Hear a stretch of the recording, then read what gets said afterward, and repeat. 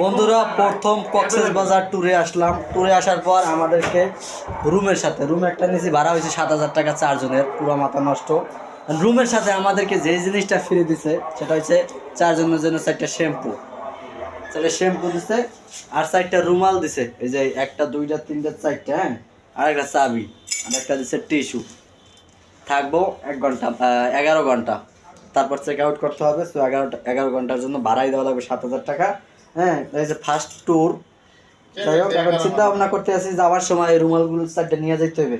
4টা রুমালের দাম মিনিমাম হইলেও 200 টাকা হইবে, এই টাকাটা একটু সেভ হইবে। এছাড়া এখন উপায় দেখতে আসি না, পুরো লস প্রজেক্ট। আমাদের সাথে আছে নুরুন নবী ভাই, আমাদের সাথে আছে মোহাম্মদ সাধু ভাই। হ্যাঁ মনিল ভাই, হ্যাঁ একটুখানি মনিল ভাই আমাদের ওয়াশরুমে ঢুকছে, এই জন্য দেখাইতে পারতেছি না। পরবর্তীতে আমরা নেক্সট ভিডিওতে দেখাবো আপনাদেরকে।